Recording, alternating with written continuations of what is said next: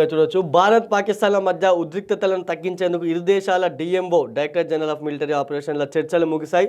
Hotline ద్వారా జరిగిన ఈ చర్చల్లో భారత DGMO lieutenant general Rajiv Ghai, అదేవిధంగా Pakistan DGMO major general Kashif Chaudhary పాల్గొన్నారు. సోమవారం మధ్యాహ్నం 12 గంటలకే చర్చలు జరగాల్సి ఉండగా సాయంత్రానికి వాయిదా పడ్డాయి. కాల్పుల విరమణ కొనసాగింపు, ఉద్రిక్తల తగ్గింపు, పీఓకే తదితర అంశాలపై చర్చించినట్లు సమాచారం. పీఓకేను భారత్కు అప్పగించడం, కీలక ఉగ్రవాదులను అప్పగించడం, కాల్పుల విరమణ ఉల్లంఘించకూడదు, సరిహద్దుల్లో కవ్వింపు చర్యలు సహించబోం, ఉగ్రవాద సంస్థలపై కఠిన చర్యలు తీసుకున్న డిమాండ్లను భారత్ అదేవిధంగా పాకిస్తాన్ ముందుంచినట్టు తెలుస్తుంది. ఇవన్నిటి డిమాండ్లు కానీ నిజంగా యాక్చువల్గా పాకిస్తాన్ కొట్లాడేదే కాశ్మీర్ కోసం. ఇప్పుడున్న మన దగ్గర ఉన్నటువంటి జమ్మూ కాశ్మీర్ కోసం 1948 నుంచి మొదలు పెడితే 1965, అదేవిధంగా ప్రతిసారి కూడా అది కాశ్మీర్ కోసమే. 1947-48లో ఫస్ట్ కాశ్మీర్ యుద్ధం అంటాం, 1965లో రెండో కాశ్మీర్ యుద్ధం అంటాం. ఇక 1971లో మనం మొత్తం పాకిస్తాన్ నుంచి బంగ్లాదేశ్ను వేరు చేసి మనం సపరేట్ దేశంగా కూడా ఏర్పాటు చేసాం. తర్వాత మళ్ళీ ఇప్పుడు అది ఎప్పుడు అంటే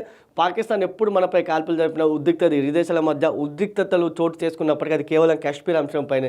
ఇక్కడ మన డీజీఎంఓ కోరింది ఏంటంటే పీఓకేని మాకు అప్పగించండి. అంత సింపుల్గా మాత్రం పాకిస్తాన్ యాక్చువల్గా మనం మంచి ఛాయిస్.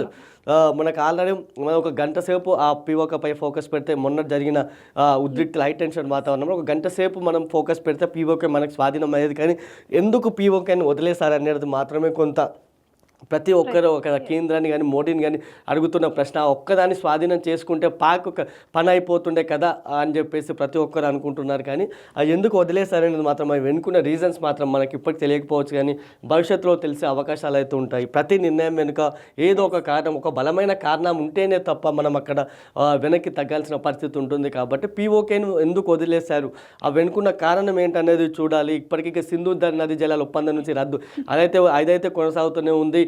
కొన్ని ఏళ్లలోనే మనం చూడొచ్చు పాకిస్తాన్ అయితే ఇంకా చుక్కలు చూడాల్సిన పరిస్థితి ఉంది. నీటి సంక్షోభాన్ని అయితే ఎదుర్కోవాల్సి వస్తుంది. ఇవైతే కొనసాగుతూనే ఉంటాయి. అదేవిధంగా వ్యాపారం, వాణిజ్యం ఏదైతే ఉందో ఇవన్నీ కూడా కొనసాగుతూనే ఉంటాయి. కానీ ఇప్పటికైతే కొద్దిగా టెన్షన్లు సీజ్ ఫైర్ కొనసాగుతున్నప్పటికీ కూడా ఎప్పుడైనా సరే భారత్ మళ్ళీ ఒకవేళ పాకిస్తాన్ నుంచి చిన్న తూటా పేలినా కూడా భారత్ అయితే భీకర దాడికి పాల్పడే అవకాశం ఉంది. పీఓకేని క్షణాల్లోనే స్వాధీనం చేసే అవకాశాలు అయితే లేకపోలేదని చెప్పాలి.